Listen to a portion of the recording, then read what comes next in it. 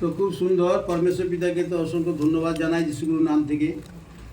আর যিশুকে লাখ লাখ ধন্যবাদ জানাই। আর পরমেশ্বর পিতা আজকে যে লিডারগণকে উপস্থিত করেছেন ওনাদেরকে অসংখ্য ধন্যবাদ জানাই। আর ঈশ্বরের পুত্রপুত্রী যারা আছেন তাদেরকে আমার অন্তর থেকে নমস্কার জানাচ্ছি।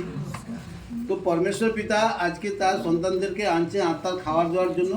আর পরমেশ্বর পিতা তো তার সন্তান দ্বারা এতক্ষণ খাদ্য দিলেন আর আমরা গ্রহণ করলাম। সেই খাদ্য অনুসারে যেন আমরা সর্বদা চলতে থাকি আর ঈশ্বরের সঙ্গে থাকি, সর্বদা ঈশ্বরের সঙ্গে জুড়ে থাকি আর ঈশ্বরের ধন্যবাদ করতে থাকি। পরমেশ্বর পিতা আজ তার সমস্ত সন্তানদেরকে আনছেন তার ভবনে।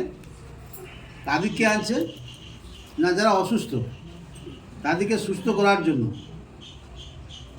যাদের খুব কষ্টে চলছে, দুঃখে চলছে, সেই পথ থেকে উদ্ধার করার জন্য পরমেশ্বর পিতা কিন্তু তার ভবনে আনছে তাকে সুস্থ ও পরিত্রাণ করার জন্য। তো আমরা